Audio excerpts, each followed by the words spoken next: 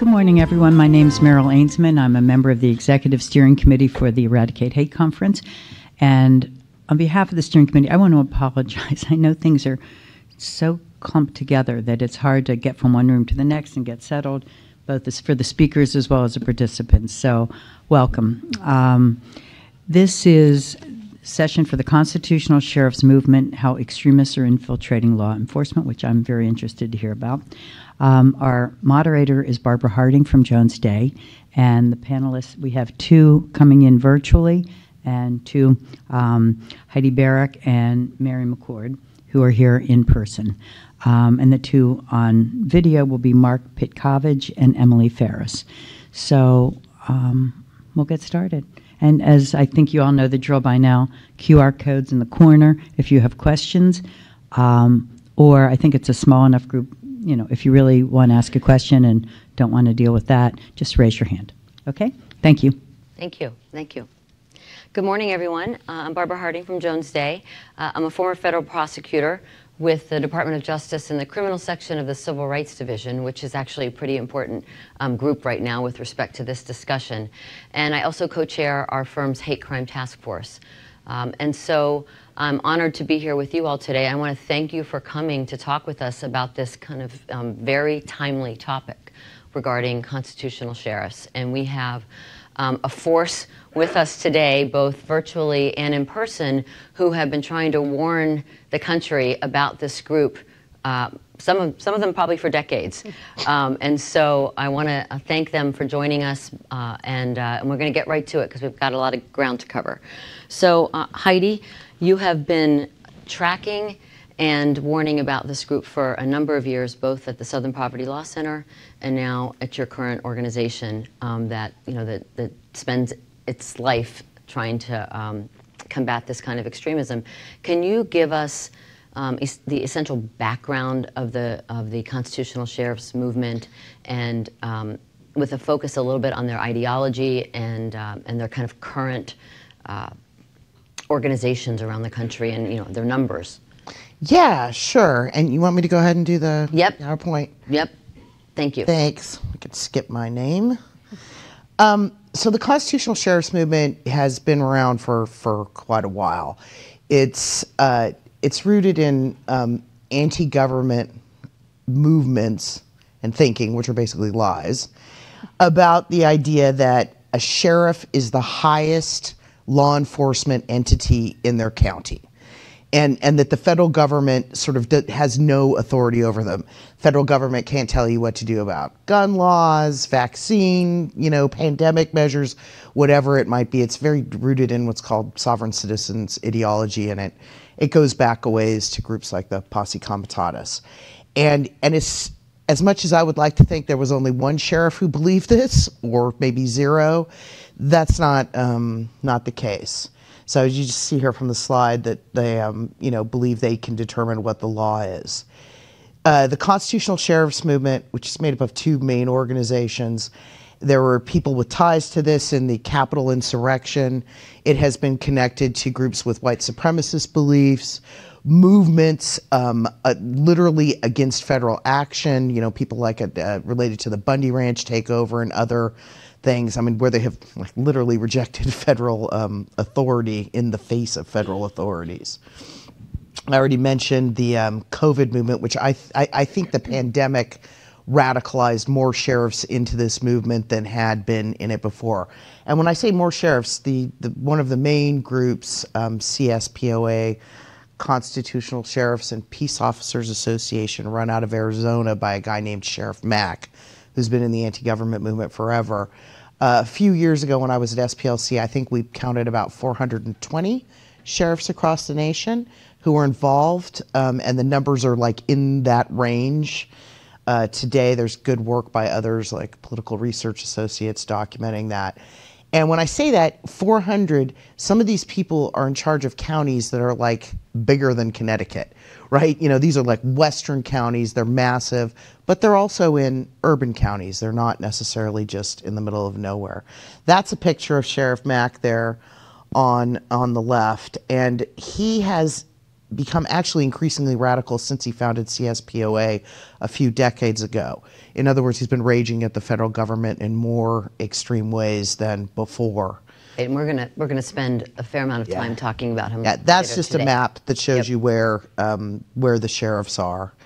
I'll just say a couple other things. These movements, these sheriffs' movements, are connected to other anti-government movements like the Oath Keepers, so there's overlap. For example, the sheriff of Riverside County in California was in both organizations. And lately, the thing that I'm most worried about, I know my colleagues are going to talk about here, is that the other group, Protect America Now, which is also a constitutional sheriff's outfit run by a guy named Sheriff Lamb.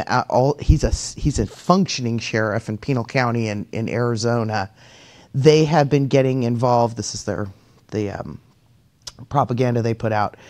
And I should say, this is not like a fringe thing or necessarily an all kind of white thing, which people sometimes think.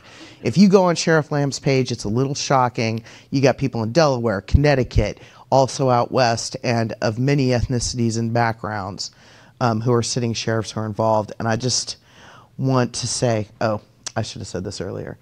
There's a sheriff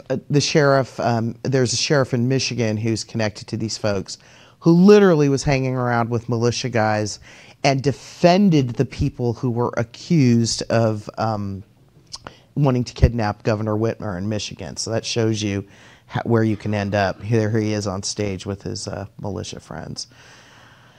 I just want to say one last thing that I'm more worried about than anything else, which is that these groups have now injected themselves into issues over the election. So both Sheriff Mack and Sheriff Lamb's group are working with election deniers and are talking about the fact that they're going to insert themselves into the midterms. They're working with groups like True the Vote, which is involved in election denial.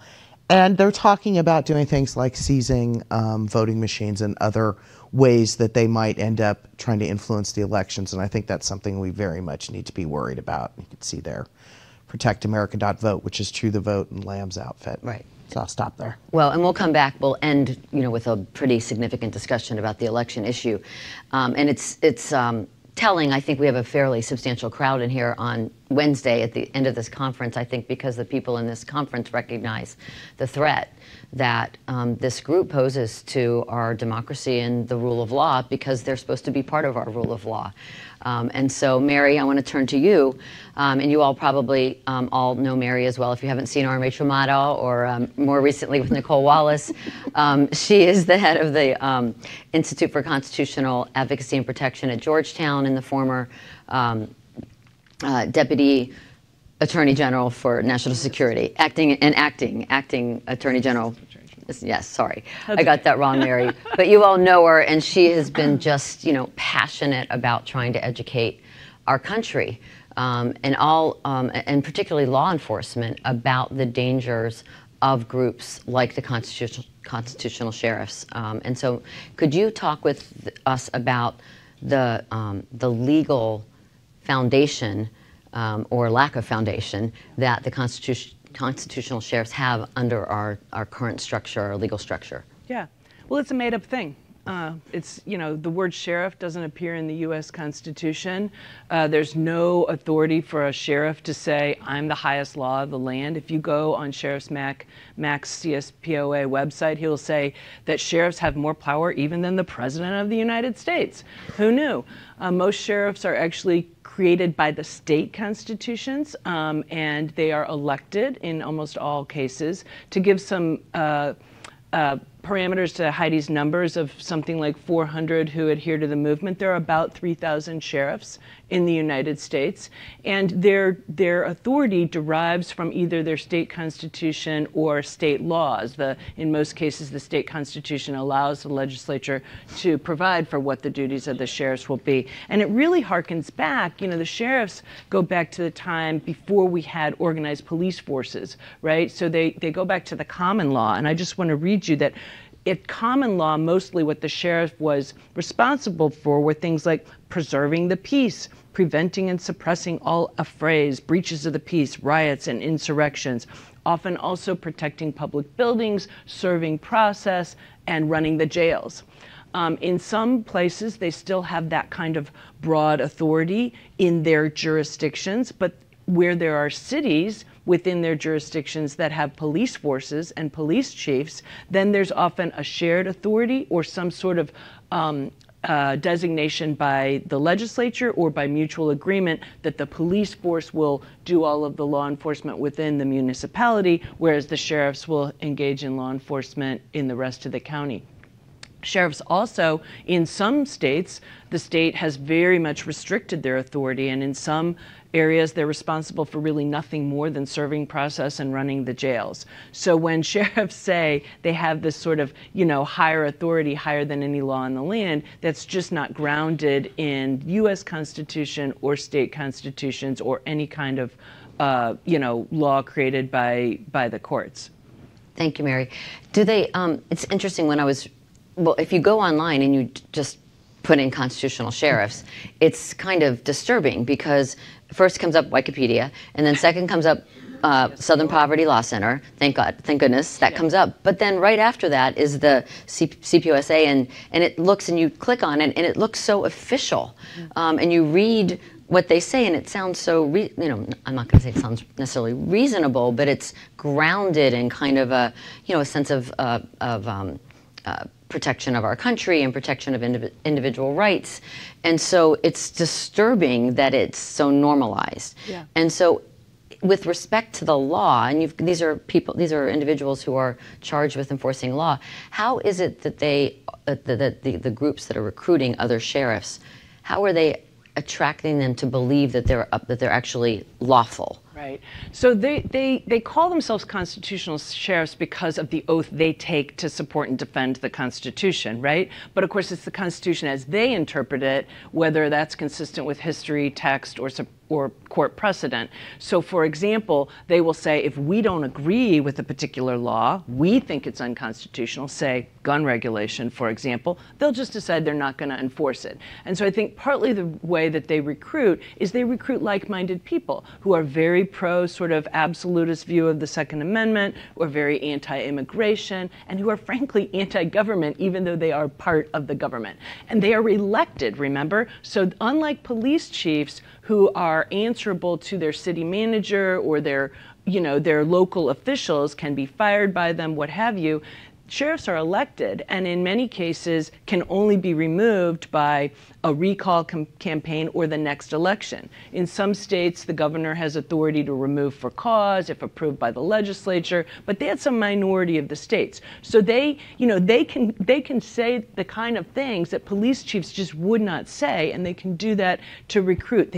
And because they're elected, they've kind of got their finger on the pulse of their own communities. And oftentimes, now I also don't want to badmouth all sheriffs. There are plenty of very excellent sheriffs, around the country. I mean, we have a sheriff who've just announced down in Texas opening an investigation of the, transporting of migrants without their knowledge and through what appears to be fraud up to Martha's Vineyard. So I am not bad-mouthing all sheriffs. Many are good people. But those in this movement, they are oftentimes, in jurisdictions where what appeals is this kind of pro-gun, pro-militia, anti-government, anti-immigrant viewpoint. And just to, go back to the idea of the websites, if you go to Sheriff Lamb's website, Protect America, you know what he asks you to donate?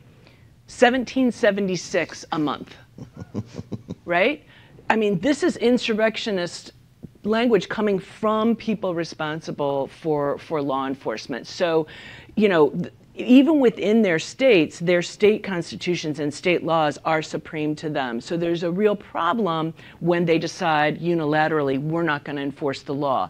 Now, sometimes people say to me, well, Mary, you were a prosecutor a long time. Didn't you sometimes decide, I'm not going to prosecute a particular case? You exercise your judgment on that. What's different about that? We have prosecutors right now saying, I'm not going to enforce these anti-abortion criminal penalties. What's the difference? And, there is a difference between discretion in a particular case, I think, and then just blatantly saying, this is unconstitutional, I'm not going to enforce it, writ large across the board. And in some cases, we've seen sheriffs actually supporting militias. Sheriff Lamb himself has talked about calling up militias and deputizing them to help him do his, law enforcement. He's in Virginia, when we had a number of counties pass Second Amendment sanctuary resolutions saying they were against any new enforcement of gun laws. In some cases, we had sheriffs supporting that measure. And that's really just defiance of state law. So that's how it manifests in, a problem on the ground, but also a legal problem. Okay, thanks. I want to come back at the end. Don't let me forget. I want to talk about kind of the role of judges also in this equation. Mark, I'd love to bring you into the conversation now. Thank you for being patient, and as well, you, Emily, as well. So, Mark, at the ADL, I know that you've been following this movement and studying it for a long time, and how it was created, the environment that led to the state of the movement today. Would you tell us about Richard Mack, who he is, how he has helped, kind of create, grow, and expand the constitutional sheriff's movement? Wait, hold on, Mark. We can't hear you. Let's wait 1 second. I want to make sure, is your speaker on? It looks like it's muted here. It looks like it's muted here, so give us 1 second.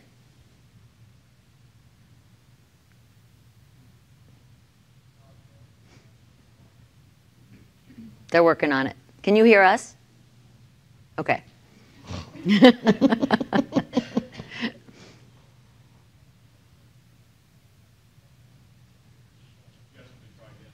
Oh, can you try again, Mark? We see that little white symbol in the bottom corner.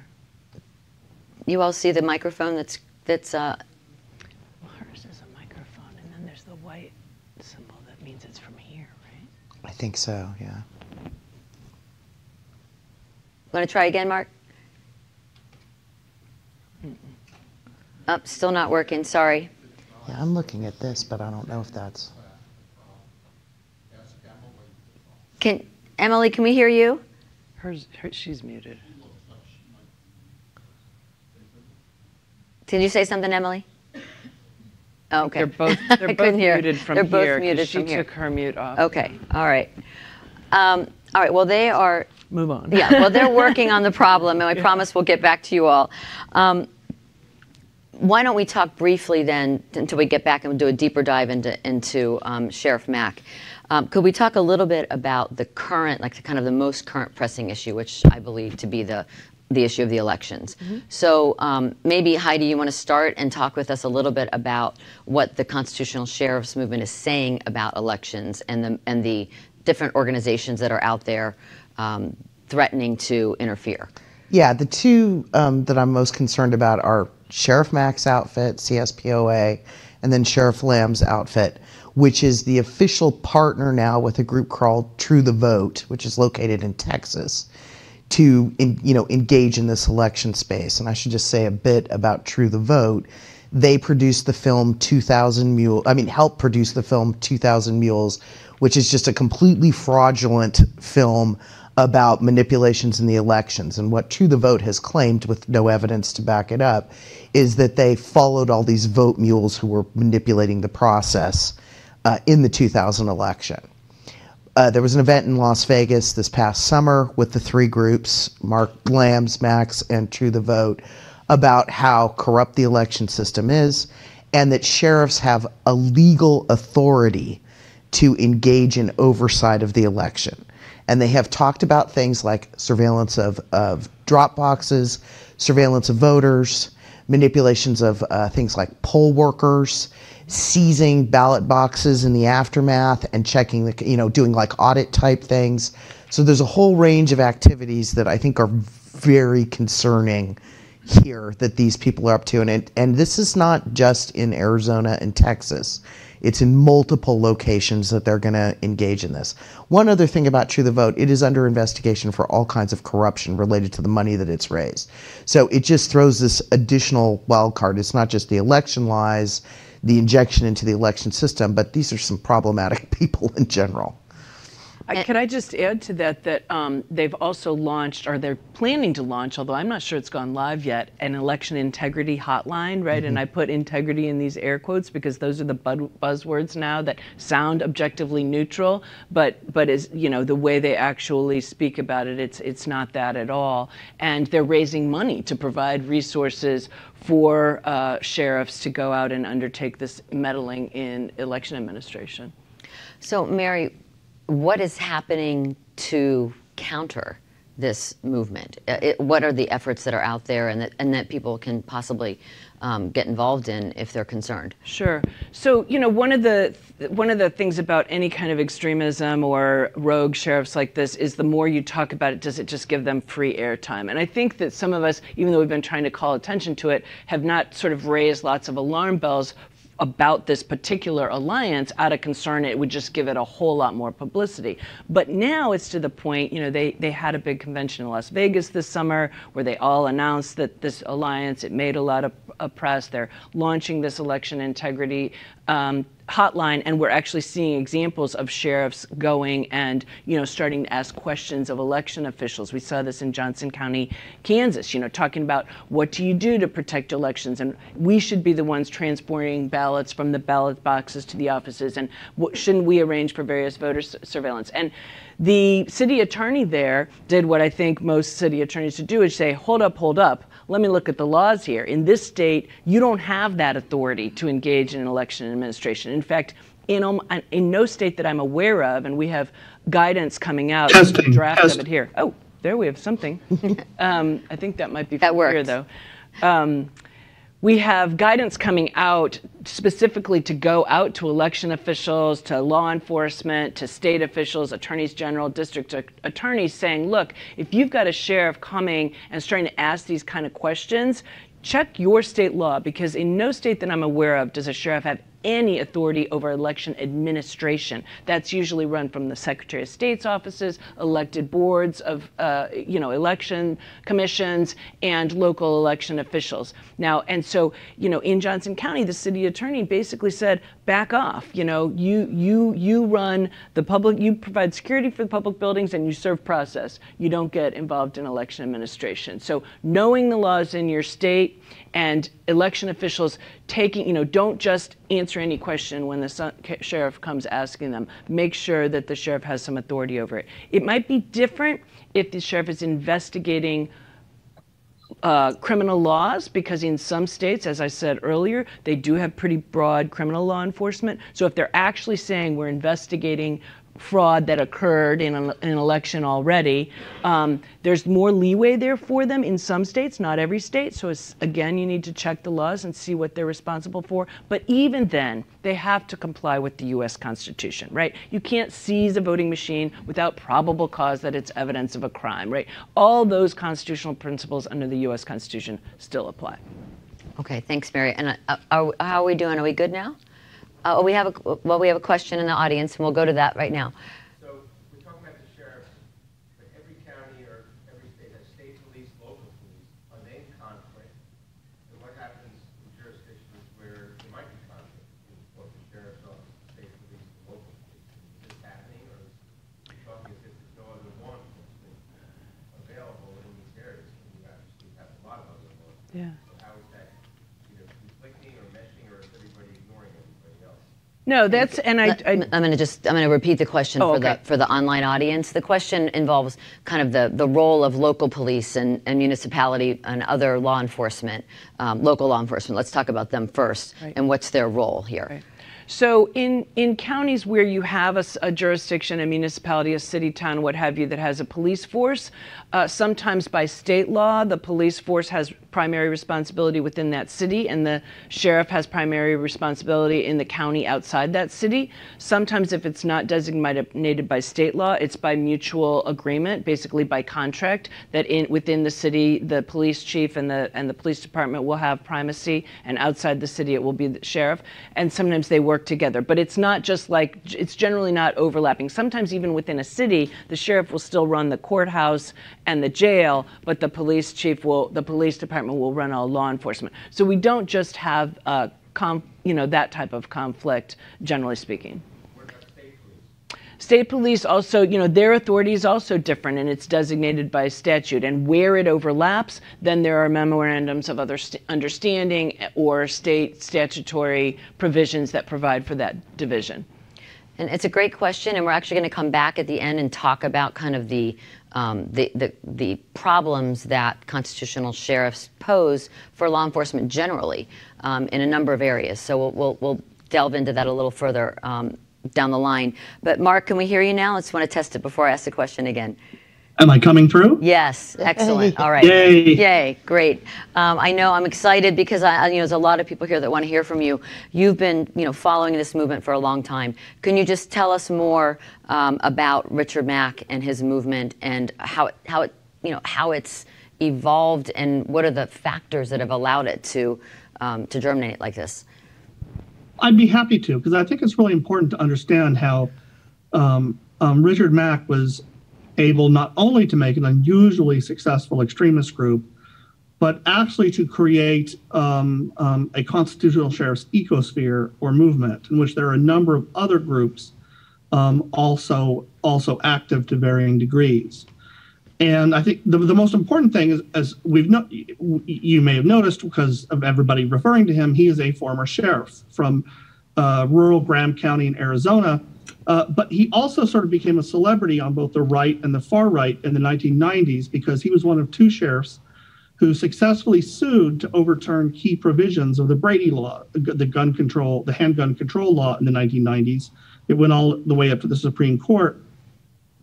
And during that time, while it was working its way through the courts, he crisscrossed the whole country promoting the lawsuit to endless series of groups and audiences, both mainstream and extreme, however he could get, from the John Birch Society to militia groups.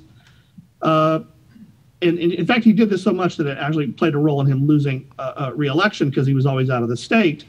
And after that, he unsuccessfully tried to run for several other offices, but gradually moved more and more towards the far right himself. And essentially, while he struggled to make an everyday living, he continued on the right-wing speaking circuit, making use of his status as a former sheriff and his sort of celebrity Brady law status. He became a vocal supporter of the militia movement. He would speak from everybody when the Tea Party movement arises after Obama is elected. He starts speaking at Tea Party events, and in fact, at that same time, he joins the Oath Keepers, a group within the militia movement that tries to particularly recruit from current or former military, first responders, or police. And he became one of the most prominent members, sort of a celebrity member of the Oath Keepers, and was a real draw for the group. And it was in this sort of time period, 2009, 2010, 2011, that he developed his constitutional sheriff ideas and started talking about them and promoting them with sort of the relentless traveling and speaking that he was capable of. And by 2011, he decided, he didn't need to rely on the Oath Keepers for anything. He could start his own group, and he starts the Cspoa. And then from that point on, really focuses on promoting the constitutional sheriff's theory to, anybody who would really listen. Mainstream groups, borderline groups, in-person speaking all around the country, online interviews, and very opportunistic in trying to reach out to new audiences or capitalize on new issues. In the past year or two, he has spoken at QAnon-related venues. He has spoken with Mike Lindell and other Stop the Steal type events, as well as other extremist or mainstream events. Just this past weekend, he spoke in Texas at the annual conference of the Far West Texas County Judges and Commissioners Association. So, you can see he's trying to reach out to these sorts of officials, and these have borne fruit. Recently in Nevada, he actually got 3 counties in Nevada, county governments, to actually formally become members of the Cspoa. Not individual county commissioners. He actually got them to sign the entire county into this as members of the Cspoa. So Mark, you actually have governmental entities as members of extremist groups. It's interesting because we have a question from the audience, which is, what do you make of the APOA's effort to designate constitutional counties? Do you have serious concern about what that will mean for rule of law in those counties, or is it a meaningless label? So what do you, I don't think it's a meaningless label, but I'm curious to hear your response to that. Well, I mean, a lot of it depends on what the people do, whether they actually just do it as a symbolic gesture, or if they actually try to change policies or interfere with federal or state governments or laws in some way. So a lot of that really depends. But I do want to mention one last thing with regard to Richard Mack and the constitutional sheriffs movement. And that is, you know, we've mentioned the CSPOA and we've mentioned Mark Lamb's group, that Protect America Now, sort of a CSPOA light. But there are a lot of other groups out there that are part of this movement too. I mean, from the very beginning, there were groups that formed to support the CSPOA or the idea of constitutional sheriffs, like, for example, the National Constitutional Sheriffs Association. And you know, most extremist groups don't last very long, and some of the early ones are already gone now. But there are actually a wealth of them out there now, often organized at the state level, sort of in the regional level within a state, or even for a particular county. So just to give a couple examples, we have the Idaho Constitutional Sheriffs. This is a group trying to elect constitutional sheriffs in all of Idaho's 44 counties. The Sheriff Brigades of Pennsylvania trying to do the same thing. In Northeast Iowa, there's a group called We the People for Constitutional Sheriffs. And there are also other groups supporting the concept of constitutional sheriffs now. So, for example, there's a right-wing police association called the American Police Officers Alliance, which now promotes the idea of constitutional sheriffs. And other groups even unrelated to law enforcement. So, for example, there's a group, sort of a anti-pandemic, anti-vaccine sort of group, Stand for Health Freedom. On their website, they have a whole page on the theme that your sheriff could be your greatest health freedom ally. And they actually provide sample emails that you can send to your local sheriff to sort of get them on board with whatever your anti-vax or other notions are. And we also have other people out there, sort of disciples of Richard Mack, giving presentations and trainings the same way he has. So, for example, Chris Ann Hall, who sometimes does training for Richard Mack, she's a quote-unquote constitutional attorney. She also offers, along with her husband, their own online constitutional sheriff trainings. And Dar Leaf, the Michigan sheriff that I think Heidi referenced as being on the same stage with militia members, he's actually partnered with a sovereign citizen guru to offer a 12-session, quote-unquote, common law sheriff course. So he's actually training alongside a sovereign citizen, you know, with another online course. And, you know, when you add in all sorts of Facebook groups and pages and other social media, you know, it really is a growing movement that has increasing number of actors in it, which is really concerning. Thank you, Mark. I appreciate it. And we've got a number of questions coming in, and I'm going to get to them. But I do want to, Emily, I want to turn to you. And as an academic, you've been following this movement for a long time. Can you talk to us about how it's evolved? We've heard a little bit about it, but I'd like for you to really maybe take a little bit of a deeper dive into kind of the different ways it's evolved and this aspect of training that's out there in terms of recruitment.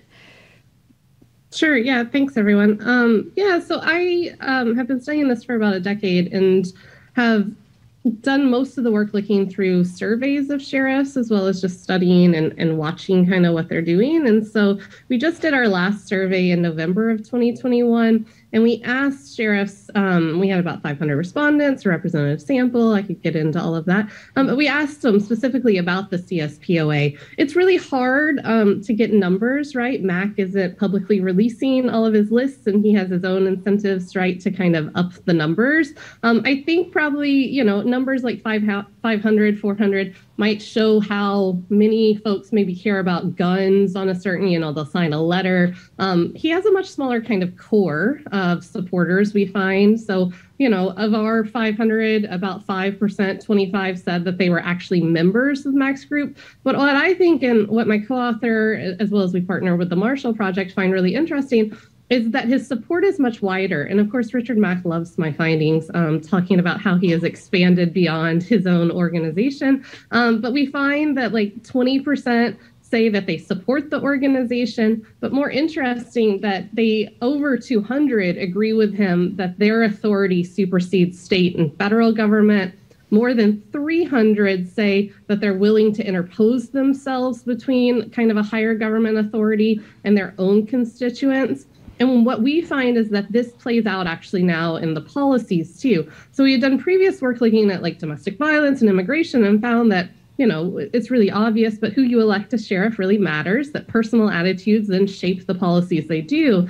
But what we're seeing now is that this right-wing extremism, which I could get into how we measure it, but that really matters for things like COVID policy, for red flag laws and things like that. And so like 30% of sheriffs are saying, yeah, we had a mask mandate in my county, but I'm not going to enforce that.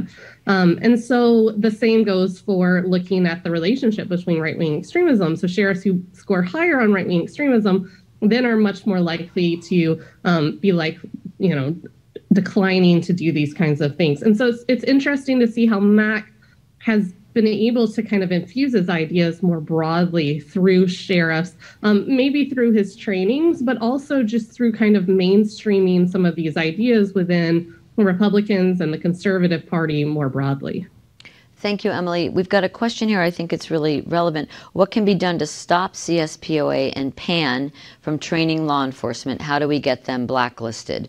So I put that out there to the panel to maybe describe what PAN is to those who might not know in the audience, and this relationship with training and how we can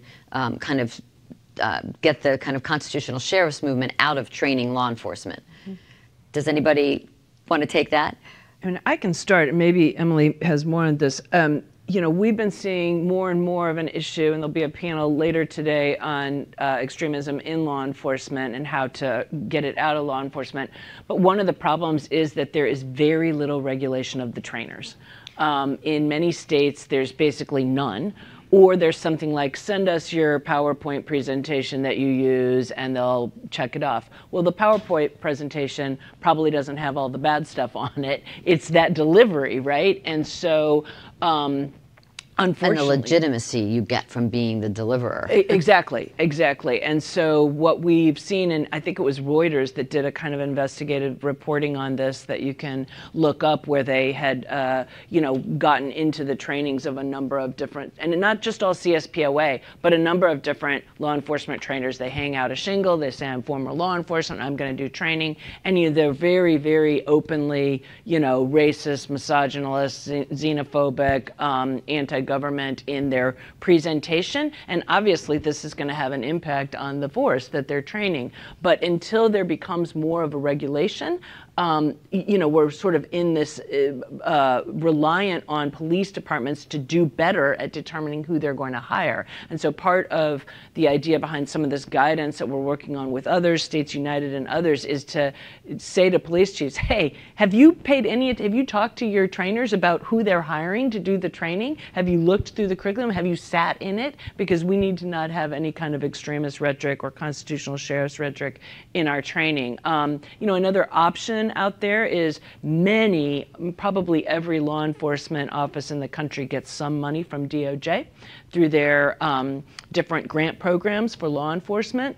And, these are things DOJ can put as a condition, right, that you've got to have approved trainers to do your training. Now, that means you've got to come up with a mechanism for approving trainers and maybe a curriculum, but that's probably what should happen.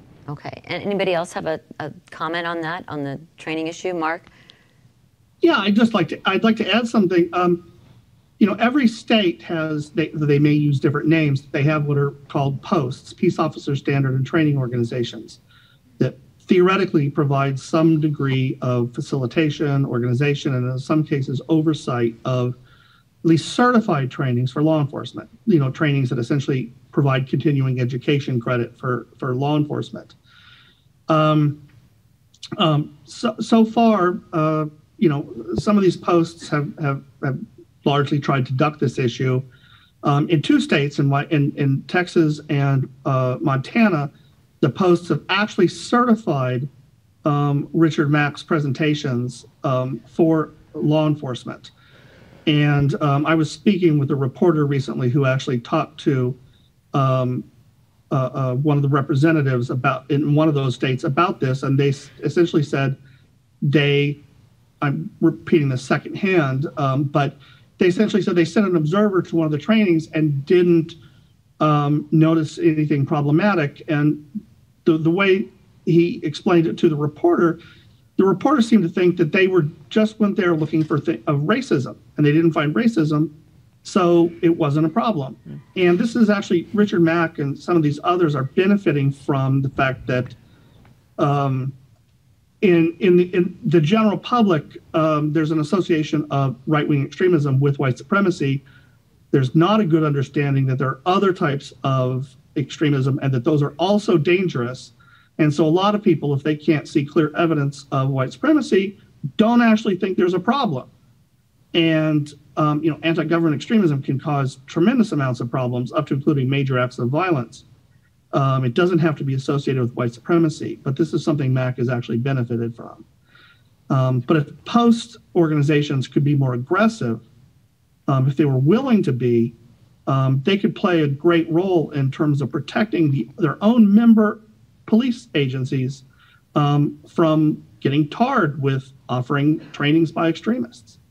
Is there any group out there that's trying to get posted, in each state to kind of adopt those kinds of policies or rules to do exactly what you're saying? Were you asking me? Well, sure, you can start, Mark, but if anybody else knows, I'm just curious, is there anybody that's actively, trying to help Post kind of put this together in a way that they can easily roll it out to states? I don't know that any are actively doing that. There have been posts that have refused to certify Richard Mack events, but I don't know that any are trying to do anything beyond that. Okay, I'm thinking about our deliverables afterwards, but go on. It seems like a huge Emily. education opportunity, right, with the post situation. Right, Emily, go ahead. I'm sorry, go ahead. I think this is a larger problem.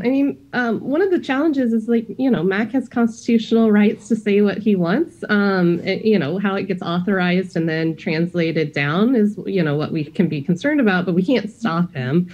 But there's really a dearth on the other side. So there's no counterbalance in terms of other types, that we would want to see maybe out there in law enforcement trying to reach these sheriffs. And it's hard because, Mack is telling sheriffs, you get to do what you want. Sheriffs want to hear that. That is a great, it matches their mythological, identity.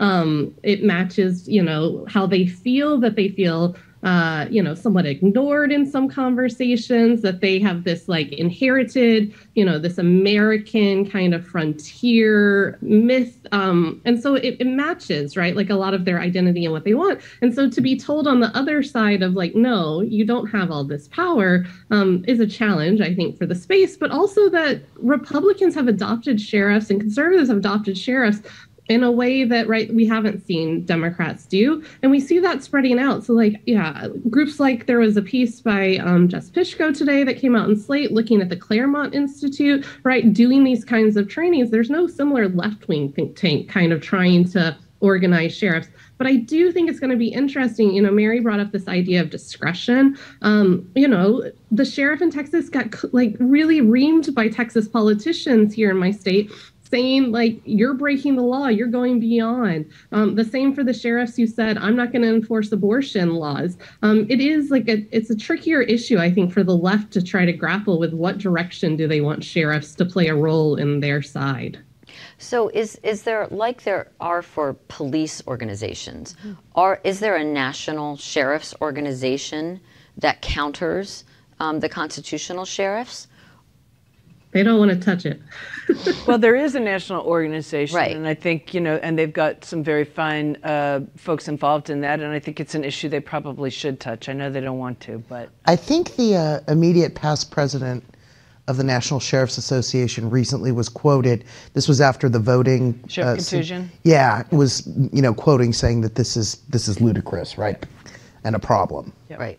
So, If I go could ahead, just add Mark, one yes. thing, there was an article that came out this past year that actually said that there were a fair number of constitutional sheriff members people associated with that on its board, on the NSA's board. okay. Yeah, one of their board members was in D.C. on January 6th. He claims he didn't go in the Capitol, but that he was there, part of Stop the Steal movements. So we've got a ton of questions coming in. When we were talking about this, trying to prepare for this panel, we knew an hour was not going to be enough time to cover it. I think the most important takeaway for everyone in the room and everybody online is that this is an important development and within the kind of structure of our democracy and the rule of law in our country, and we need everybody to be paying attention to it and looking to groups like all of those affiliated with the panelists on the stage for guidance when you're in your town and your community and you need some help in responding to this issue. And so I don't want to leave without touching on kind of federal law enforcement and local police agencies that have to deal with the constitutional sheriffs. So as we enter the election cycle, and this theoretical problem possibly becomes an actual problem. How is that going to play out from a kind of jurisdictional standpoint and a law enforcement standpoint? What do you see as the best case scenario? Like, what do we want to try to make happen in this situation if we have these constitutional sheriffs doing something that is essentially not founded in law? Yeah, I mean, we talked a little bit earlier about the jurisdictional issues, right? And so, if sheriffs try to extend beyond their own authority, whether it's their actual, authority to take particular actions or outside their jurisdictions, that poses a problem. And then the question is, what's the response to that? And so, let's just take the example of seizing voting machines. At its best, assuming a sheriff that has authority to investigate election fraud, and wants to seize voting machines as evidence of election fraud, he would still need to be able to establish probable cause to seize those voting machines, and he still couldn't do that outside his jurisdiction. So if he's a county sheriff, he couldn't do it outside there. If there's a city within that county, it would depend on what that agreement is, right? There are also, of course, the federal government has, all kinds of voting rights statutes, criminal and civil, that can be enforced. And so I think this is also, an opportunity to counter those kind of actions. But the fact is, there is vulnerability to a rogue sheriff like a Darleaf trying to muster up, fraudulently or not. Certainly we knew plenty of lawyers mustered up fraudulent evidence to bring lawsuits after the last election, muster up fraudulent evidence of probable cause to try to seek to do something like this. So there really needs to be vigilance. Judges need to be vigilant. Prosecutors need to be vigilant in really requiring substantial proof before any of these type of measures, could be taken. Heidi, do you have any additional thoughts on that issue? I mean, my thought is I think in many respects, people at the local and the state level aren't prepared for what might be coming. So the advice that you're talking about, Mary, and getting it out there is like super, super important right now. At this point, the cat's out of the bag with these constitutional sheriffs. We're going to have to deal with them. And I just think there are a lot of people out there who don't realize these things are happening in their own backyard and how critical they could become. The other thing I probably should have mentioned is that in most states, there are prohibitions on law enforcement being at the polls. And that's because of the intimidation that there can be for people who are exercising their right to vote when law enforcement are there, particularly people of color and minority populations. There are some exceptions, like in Florida, there's a law that actually said there shall be a sheriff at the polls. So go figure. But there is a role for law enforcement at the polls if there is voter intimidation taking placed there, or violations of other laws where, militia laws or what have you, assault, whatever, where election officials, if they see that, they can certainly call for law enforcement to come and help alleviate the problem, but law enforcement themselves should not be at the polls. So sheriffs who say, okay, we're going to deploy out to protect against election fraud, that's going to be a no-no, and that needs to get enforced. If that means the state attorney general stepping in, the U.S. attorney general, whomever. Okay. All right. Mark, did you have a comment on this issue? Or okay. I wanted to take some, are there any questions from the audience? Yes. Within a couple of civil rights cases, 1983 judgments served against sheriffs who abused their authority served to defuse this movement. So if I'm hearing you correctly, are you saying would some cases? That would seem to be a good strategy to attack these if they are overstepping their constitutional bounds. To sue them on a civil rights case, you get a judgment, you get a court order, and you publicize that, and the movement's going to backtrack. Okay. Mary, you want to touch on that? Sure. I mean, so far, to be honest with you, a lot of it is talk, right? You actually have to have had them taken some sort of action that violates civil rights that gives you a basis for a lawsuit. And I'm not saying there's no subtle things going on out there, because even their talk, I think, chills people, right? Chills people from exercising their rights. But you've got to, there's a lack so far of sort of concreteness in terms of bringing a case. I think as we see things escalate and we see this partnership with True the Vote and all this talk about elections, it's quite possible that we will see facts on the ground develop. I mean, Sheriff Lamb last year talked about deputizing a posse to, address racial justice demonstrations, but I don't know what happened with that. Like, I don't know if anyone's rights were actually violated. If so, you could use that as an example. So I think, Sheriff Mack has built his success on a whole lot of hyperbole that probably has subtle influences, but, I think we certainly at ICAP, other attorneys, other places are on the lookout for that kind of thing, and certainly the Department of Justice. So it's a good strategy if we get the right case. Other questions? So I guess one question I have is the role of judges, and it kind of dovetails on this question. Have there actually been any cases kind of throughout history that have tested this idea of constitutional sheriffs? Is there anything that anyone's done historically that would serve as a basis in law for demonstrating that they don't have this power under our federal constitution or their state constitutions? I'm actually not aware of any cases, either certainly any criminal cases against any constitutional sheriff, or even any civil actions other than, maybe an excessive force case or something like that. Right. Not like taking on this issue of exceeding authority. I do think, to the extent that we're talking about judges when they're in a situation of approving a search warrant, for example, or arrest warrant, I mean, judges still have to comply with the U.S. Constitution and their state constitutions, which again requires probable cause and things like that, and things can't be done for retaliatory purposes, et cetera. So those constraints all, they should bind the sheriffs as well, but certainly at least judges would be another check on those type of things, which could be why you don't end up with some of the blockbuster cases if they're, if prosecutors are saying, I'm not going to sign off on that warrant. That's my understanding about what happened in Michigan. Darleaf couldn't get any prosecutors to support this idea of seizing voting machines. Yeah, and Mack has actually built his power by acting as though his Brady case somehow endorsed his philosophy. But of course, it's a completely separate issue, right? It has nothing to do with this sheriff sovereignty. Right, Mark? There is one type of case that might theoretically be useful. In some parts of the country, generally the Northeast, sheriffs have a lot less power than in other parts of the country, and occasionally a sheriff will try and sue over their ability to arrest someone or exercise some other power that they don't actually have in that particular state. And generally speaking, the courts have not ruled in their favor.